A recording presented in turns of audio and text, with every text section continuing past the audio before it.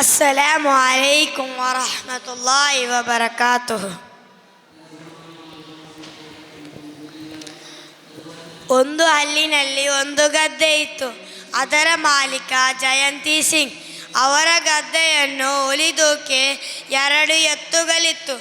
ಅದರಲ್ಲಿ ಒಂದು ಎತ್ತು ಕಲ್ಲುಗೆ ವಯಸ್ಸಾಗಬಿಟ್ಟಿತು. ವಯಸ್ಸಾದ ಕಲ್ಲುಗೆ ಓಡಲು ಸಾಧ್ಯವಾಗುವುದಿಲ್ಲ. ಆದರೆ ವಯಸ್ಸಾದ ಕಲ್ಲನ್ನು ಸ್ವಾತಂತ್ರ್ಯ ಬಿಡಿಸೋಣ. ಹಾಗೆ ಜಯಂತಿ ಸಿಂಗ್ ಒಂದು ದಿನ ಜಯಂತಿ ಸಿಂಗ್ ಮತ್ತು ಕಲ್ಲು ಕಾಡಿಗೆ ಹೋದ. ಆ ಕಾಡಿನಲ್ಲಿ ಕಲ್ಲುವನ್ನು ಸ್ವಾತಂತ್ರ್ಯ ಬಿಡಿಸಿದ. ಆಗ ಕಲ್ಲು ಯೋಚಿಸಿದ, ಅವನು ನನಗೆ ಸ್ವಾತಂತ್ರ್ಯ ಬಿಡಿಸಿ ಆಯಿತು, ನನಗೆ ಏನು ಮಾಡಲಾಗೋದಿಲ್ಲ, ನಾನು ಹೋಗ್ತೀನಿ. ಆಗ ಕಲ್ಲು ಹೋಗ್ತಾ ಆಗ ಒಂದು ಗುಹೆ ಹತ್ತಿರ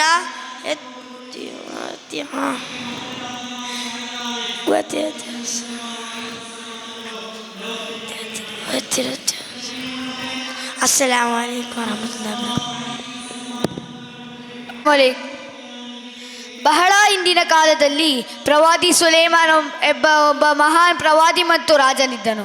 ಅಲ್ಲಾಹನು ಅವರಿಗೆ ಅದ್ಭುತ ಶಕ್ತಿಯನ್ನು ಕೊಟ್ಟಿದ್ದನು. ಅವರು ಕೇವಲ ಮನುಷ್ಯರೊಂದಿಗೆ ಮಾತ್ರವಲ್ಲದೆ ಪ್ರಾಣಿ ಪಕ್ಷಿ ಜಿನ್ಗಳೊಂದಿಗೆ ಕೂಡ ಮಾತನಾಡುತ್ತಿದ್ದರು. ಅವರು ಪಶ್ಚಿಮದಿಂದ ಪೂರ್ವವರೆಗೆ ಭೂಮಿಯನ್ನು ಆಳುತ್ತಿದ್ದರು. ಅವರ ಸಾಮ್ರಾಜ್ಯ ಎಷ್ಟೊಂದು ವಿಶಾಲವಾಗಿತ್ತೆಂದರೆ ಅವರ ವೈಭವಕ್ಕೆ ಸಮಾನವಾದ ಬೇರೊಂದಿರಲಿಲ್ಲ. ಒಂದು ದಿನ ಪ್ರವಾದಿ ಸುಲೈಮಾನ್ ತಮ್ಮ ಭಾರಿ ಸೈನ್ಯದೊಂದಿಗೆ ಒಂದು ಕಣಿವೆಯ ಮೂಲಕ ಹೋಗುತ್ತಿದ್ದರು.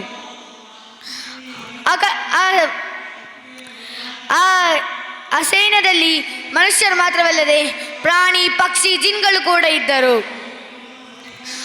ಅವರು ಮುಂದೆ ಹೋಗುತ್ತಿರುವಾಗ ಭೂಮಿಯ ಆಡುತ್ತಿದ್ದು ಆತ ಗಾಳಿ ಜೋರಾಗಿ ಬೀಸುತ್ತಿತ್ತು. ಪ್ರವಾದಿ ಸುಲೈಮಾನ್ ತಮ್ಮ ಭಾರಿ ಸೈನ್ಯದೊಂದಿಗೆ ಮುಂದೆ ಹೋಗುತ್ತಿರುವಾಗ ಅಲ್ಲಿ ಇರುವೆಯ ಕಣಿವೆಗಳು ಹೋಗುತ್ತಿದ್ದು. ಆ ಇರುವೆಯ ಸಾಲಿನಲ್ಲಿ ಹೋಗುತ್ತಿರುವಾಗ ಆ ಇರುವೆಯ ರಾಣಿ ಅದನ್ನು ಕಂಡು ಹೇಳಿದಳು, ಓ ಇರುವೆಗಳೇ, ಓ ನನ್ನ ಸಹೋದರ ಸಹೋದರಿಯರೇ, ಬೇಗ ನೀವು ನಿಮ್ಮ ಗೂಡುಗಳ ಒಳಗೆ ಹೋಗಿ.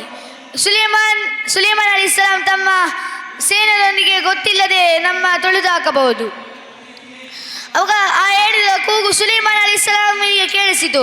ಆಗ ಸುಲೈಮಾನ್ ಅಲೈಹಿಸ್ಸಲಾಂ ತಮ್ಮ ಭಾರಿ ಸೈನ್ಯಕ್ಕೆ ಹೇಳಿತು, ನೀವು ನಿಲ್ಲಿಸಿ ಇಲ್ಲೇ, ಅಲ್ಲಿ ಇರುವೆಗಳ ಸಾಲುಗಳು ಹೋಗುತ್ತಿದೆ, ನಾವು ಅದನ್ನು ತುಣಿಯಬಾರದು. ಅವಾಗ ಸುಲೈಮಾನ್ ಅಲೈಹಿಸ್ಸಲಾಂ ಅಲ್ಲಾಹನ ಪ್ರಾರ್ಥನೆ ಮಾಡಿತು, ಏ ಪ್ರಭು, ನೀನು ನನಗೆ ಕೊಟ್ಟದ ಅದ್ಭುತ ಶಕ್ತಿಯನ್ನು ನಾನು ನಿನಗೆ ಆಶೀರ್ವಾದಗಳನ್ನು ನೀಡುತ್ತೇನೆ. ಇದು ಬಹಳ ಅದ್ಭುತವಾದ ಪಾಠವನ್ನು ಕಲಿಸುತ್ತದೆ. ಒಬ್ಬ ಮಹಾನ್ ಪ್ರವಾದಿ ಒಂದು ಚಿಕ್ಕ ವಸ್ತುವನ್ನು ತುಣಿಯದೆ ಹೋಗಿದ್ದಿರ ಅವನ ರಾಜನಾಗಿರುವಂತೆ ಅವನೊಂದು ಚಿಕ್ಕ ವಸ್ತುಗಳಿಗೂ ಅಷ್ಟೊಂದು ಬಹುಮಾನ ಕೊಡುತ್ತಿದ್ದನು. ಇಷ್ಟು ಹೇಳಿ ನನ್ನ ಈ ಚಿಕ್ಕ ಕಥೆಯ ವಿರಾಮವಾಗಿದ್ದವನೆಲ್ಲ ರಬ್ಬಿಲ್ ಹೆಸರು.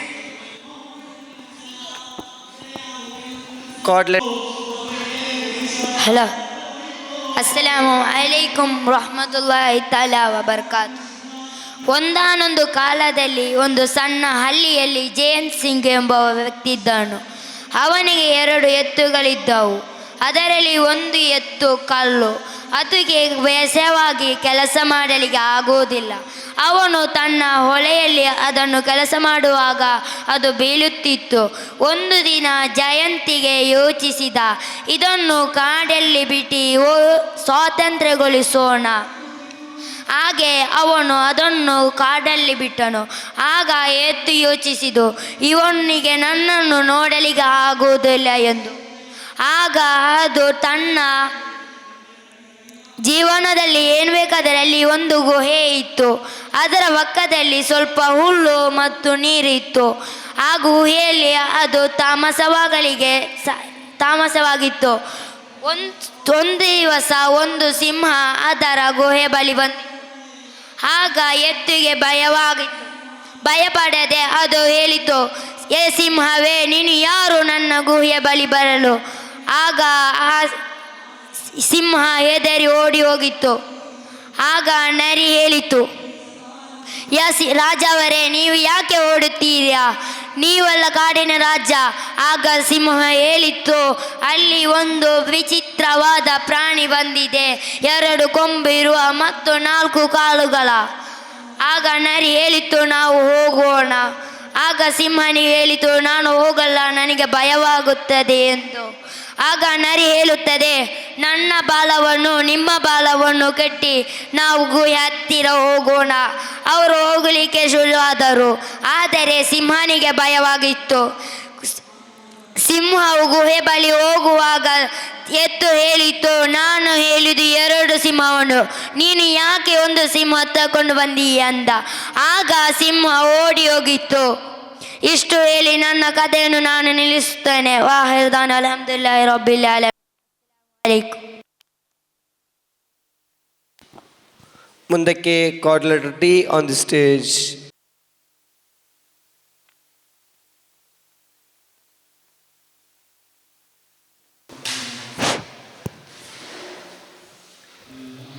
ಅಸ್ಸಲಾಮು ಅಲೈಕುಂ ವರಹಮತುಲ್ಲಾ.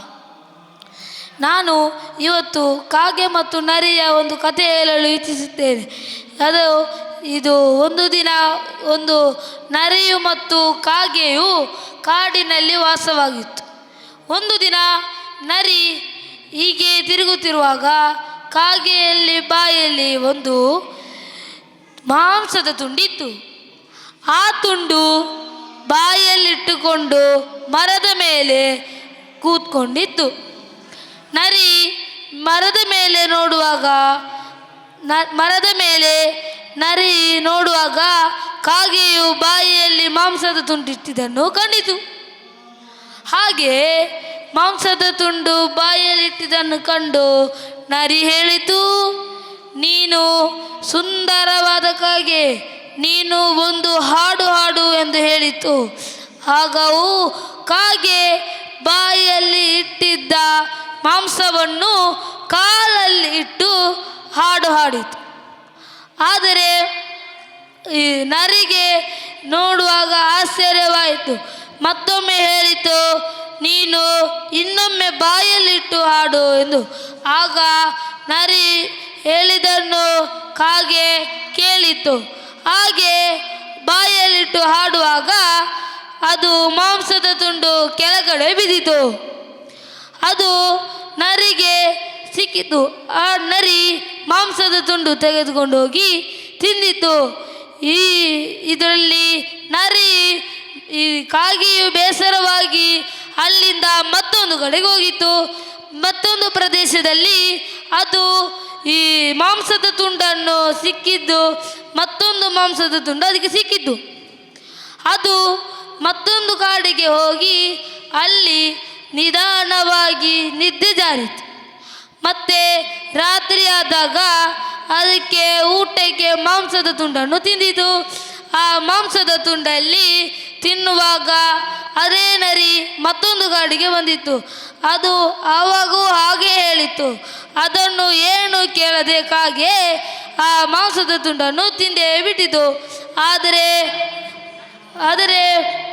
ಇದು ನರಿಯು ಇದು ಹೇಳಿದನ್ನು ಕೇಳದಕ್ಕೆ ನರಿಗೆ ತುಂಬ ಬೇಸರವಾಯಿತು. ಆದರೆ ಕಾಗೆ ತಿಂದು ತನ್ನ ಸಂತೋಷದಿಂದ ಹೊಟ್ಟೆ ತುಂಬ ಹರಿಯುತ್ತಿದ್ದದನ್ನು ತಿಂದು ಹೊಟ್ಟೆ ತುಂಬಿತು. ಇಷ್ಟು ಹೇಳಿ ನನ್ನ ಪುಟ್ಟ ಕಥೆಯನ್ನು ಕೊನೆಗೊಳಿಸುತ್ತೇನೆ. ಅಸ್ಸಲಾಮು ಅಲೈಕುಂ ವರಹಮತುಲ್ಲಾಹ್.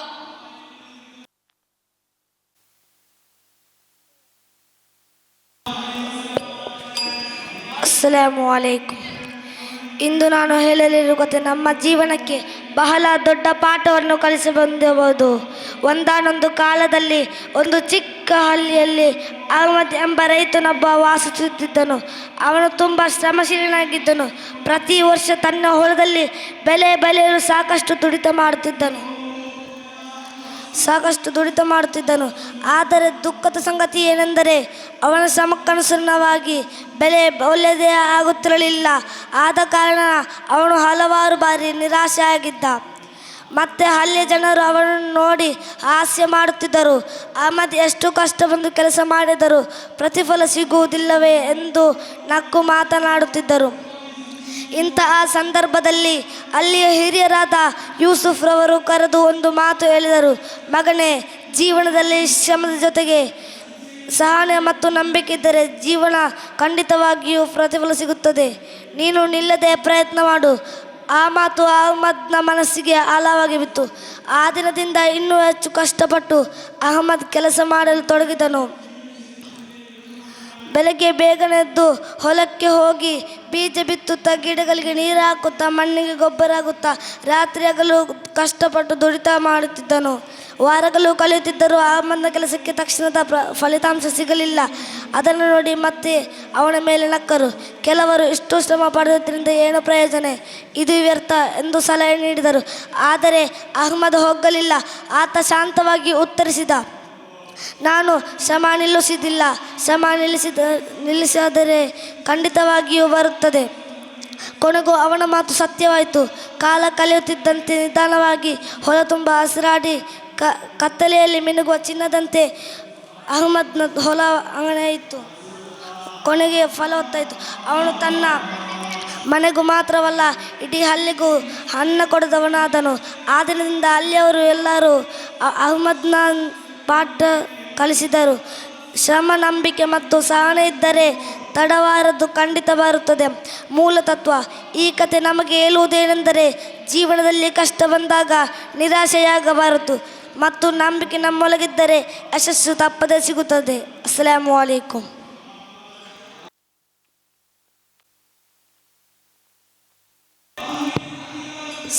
ಅಸ್ಸಲಾಮು ಅಲೈಕುಂ. ಒಂದಾನೊಂದು ಕಾಲದಲ್ಲಿ ಪ್ರವಾದಿಯರ ಮನೆ ಹತ್ತಿರ ಒಬ್ಬಳು ಮಹಿಳೆಸಿ ವಾಸಿಸಿದ್ದಳು. ಆಕೆ ಪ್ರವಾದಿಯರನ್ನು ಇಷ್ಟವಿಡುವುದಿಲ್ಲದಳು. ಒಂದು ದಿನ ಪ್ರವಾದಿಯವರು ಹಾದಿಯಲ್ಲಿ ಹೋಗುವಾಗ ಮಹಿಳೆ ಅವರ ಮನೆಯ ಕಸವನ್ನು ನಬಿ ಸಲ್ಲಲ್ಲಾಹು ಅಲೈಹಿ ವಸಲ್ಲಂ ಅವರ ಮೇಲಿಗೆ ಎಸೆಯುತ್ತಿದ್ದಳು. ಒಂದು ದಿನ ಪ್ರವಾದಿಯವರು ಆ ಹಾದಿಯಲ್ಲಿ ಹೋಗುವಾಗ ಮಹಿಳೆ ಎಸೆಯುವುದನ್ನು ಕಾಣಲಿಲ್ಲದು. ಪ್ರವಾದಿಯವರು ಆಶ್ಚರ್ಯವಾದರು. ಪ್ರವಾದಿಯವರು ಆಕೆಯ ಮನೆಯೊಳಗೆ ಹೋದರು. ಪ್ರವಾದಿಯವರು ಕೇಳಿದರು, ನೀನು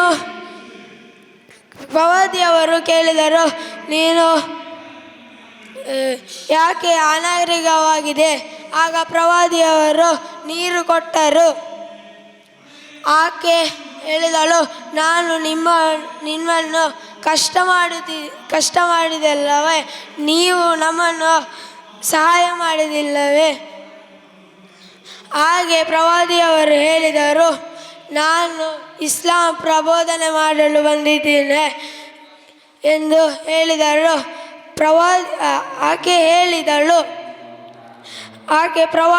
ಇಸ್ಲಾಂ ಕಾರ್ಯವನ್ನು ಸ್ವೀಕರಿಸಿದಳು. ಆಕೆ ಪ್ರವಾದಿಯವರಲ್ಲಿ ಕೇಳಿದರು, ನಿಮ್ಮ ನಿಜವಾದ ಪ್ರವಾದಿಯೇ? ಆಕೆ ನೀವೇ ಹೇಳಿದರು, ನಿಮ್ಮ ನಿಜವಾದ ಪ್ರಬೋಧನೆಯನ್ನು ಹೇಳಿಕೊಡಿರಿ. ಹಾಗೆ ಹೇಳಿದರು. ಕುರ್ಆನ್ ಎಂಬ ಆಯತನ್ನು ಕೇಳಿಸಿದರು. ಅಲ್ಲಾಹು ಅವರನ್ನು ಕ್ಷಮಿಸಬೇಕು ಎಂದು. ಆಕೆ ಇಸ್ಲಾಂ ಕಾರ್ಯವನ್ನು ಸ್ವೀಕರಿಸಿದ ನಂತರ ಆಕೆ ಸಂತೋಷದಲ್ಲಿದ್ದಳು. ಆಕೆ ಯಾವಾಗಲೂ ಬಡವರಿಗೆ ಸಹಾಯ ಮಾಡುತ್ತಿದ್ದಳು. ಒಂದು ದಿನ ಅವಳು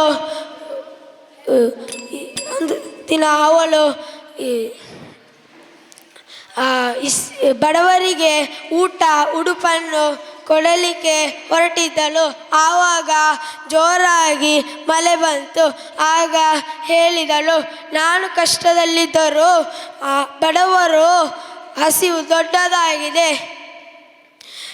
ಆಕೆ ಇಸ್ಲಾಂ ಕಾರ್ಯ ಸೇರಿಸಿದ ನಂತರ ಆಕೆ ಸ್ವಭಾವವು ಸ್ವಭಾವವು ಬದಲಾಯಿತು. ಇಷ್ಟು ಹೇಳಿ ನನ್ನ ಮಾತಿಗೆ ಕಥೆಯನ್ನು ಮುಗಿಸ್ತೇನೆ. ಅಸ್ಸಲಾಮು ಅಲೈಕುಂ. ಮುಂದಕ್ಕೆ ಅಸ್ಸಲಾಮು ಅಲೈಕುಂ. ನಾನು ಹೇಳುತ್ತಿರುವ ಕಥೆಯ ಹೆಸರು ಬಾಯಾರಿಕೆಯಾದ ಕಾಕೆ. ಒಂದು ದಿನ ಚಿಕ್ಕ ಗ್ರಾಮದಲ್ಲಿ ಒಂದು ಕಾಕೆ ಜೀವಿಸುತ್ತಿತ್ತು. ಆ ಕಾಕೆಗೆ ಬಾಯಾರಿಕೆ ಆಗಿ ನೀರನ್ನು ಹುಡುಕುತ್ತಾ ಕಾಕೆಗೆ ನೀರೇ ಸಿಗಲಿಲ್ಲ. ಆಗ ಅದೇ ಅಂಚಿನ ಮೇಲೆ ಒಂದು ಮಣ್ಣಿನ ಪಾತ್ರೆಯಲ್ಲಿ ಸ್ವಲ್ಪ ನೀರು ಕಂಡಿತು. ಆಗ ಆ ಕಾಕೆಗೆ ಖುಷಿಯಾಯಿತು. ಆಗ ಕಾಕೆ ಕುಡಿಯಲು ನೋಡುವಾಗ ಆ ಕಾಕೆಗೆ ಕುಡಿಯಲು ಆಗುತ್ತಿಲ್ಲ. ಆಗಲೇ ಕಾಕೆಗೊಂದು ಉಪಾಯ ಒಲಿತು. ಪಕ್ಕದಲ್ಲಿದ್ದ ಕಲ್ಲುಗಳನ್ನು ಬಾಯಲ್ಲಿ ಎರ್ಕುತ್ತಾ ಆ ಮಣ್ಣಿನ ಪಾತ್ರೆಗೆ ಹಾಕಿತು. ಆಗಲೇ ನೀರು ಮೇಲೆ ಎದ್ದಿತ್ತು. ಆಗ ಕಾಕೆ ನೀರನ್ನು ಕುಡಿಯುತ್ತಾ ಆರಾಮಾಗಿ ಹಾರಿಕೊಂಡು ಹೋಯಿತು. ಇಷ್ಟೇ ಹೇಳಿ ನನ್ನ ಕಥೆಯನ್ನು ನಿಲ್ಲಿಸಿದ.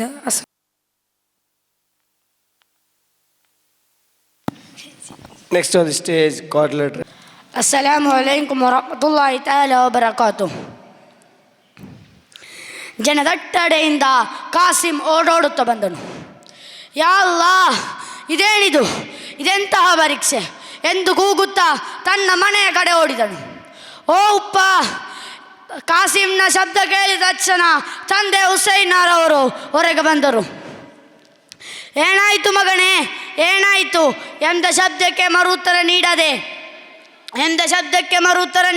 ನೀಡದೆ ಕಾಸಿಂ ತನ್ನ ತಂದೆಯ ಕೈಯನ್ನು ಹಿಡಿದು ನಡೆದನು. ರಸ್ತೆ ಇಕ್ಕಲಗಳಲ್ಲಿ ನಿಶಬ್ದ ಮೂಡಿತು. ತಂದೆ ಹುಸೈನಾರರಿಗೆ ತನ್ನ ಹೃದಯದ ಶಬ್ದ ಕಿವಿಯ ತಮಟೆಗಳಲ್ಲಿ ಕೇಳಿಸುವಂತಾಯಿತು. ಅಲ್ಲಿನ ಭೀಕರತೆಯನ್ನು ಮತ್ತು ಅಲ್ಲಿನ ಶಿಸ್ತವತೆಯನ್ನು ಹೇಳುತ್ತಿತ್ತು. ಹುಸೈನಾರ್ ಜನಸಂದಣಿಯಲ್ಲಿ ಹಾದಿ ಮಾಡಿಕೊಂಡು ಹೋಗಿದ ಅಲ್ಲಿನ ದೃಶ್ಯವನ್ನು ಕಂಡು ಕುಸಿದು ಬಿದ್ದರು. ಉಪ್ಪ, ಓ ನನ್ನ ಕರುಣಾಮಯ, ಇದೇನಿದು? ನನ್ನ ತಾಯಿಯನ್ನು ನೀನು ನಿನ್ನ ಕಡೆಗೆ ಕರೆದುಕೊಂಡೆ, ನನ್ನ ತಂದೆಯನ್ನಾದರೂ ನನ್ನ ಬಾಗಿಲು ನೀಡು ಎಂದು ಹೇಳುತ್ತಾ ನಿಧಾನವಾಗಿ ಕಾಸಿಂ ತನ್ನ ಕಣ್ಣನ್ನು ಮುಚ್ಚಿದನು. ಕಾಸಿಂ ಕಣ್ಣು ತೆರೆದಾಗ ನಗರದ ಒಂದು ಆಸ್ಪತ್ರೆಯಲ್ಲಿದ್ದನು. ಅವನು ತಕ್ಷಣವೇ ಎದ್ದೇಳಲು ನೋಡಿದ, ಆದರೆ ಅವನಿಗೆ ಏಳಲು ಸಾಧ್ಯವಾಗಲಿಲ್ಲ. ಅವನು ಅಲ್ಲಿದ್ದ ಜನರಲ್ಲಿ ಅವನ ತಂದೆಯ ಕುರಿತು ಕೇಳಿದ. ತಂದೆಯ ಅಸಮಾಧಾನಕರವಾದ ವಾರ್ತೆಯನ್ನು ಕೇಳಿ ಅವನು ನಿಟ್ಟುಸಿರು ಬಿಟ್ಟ.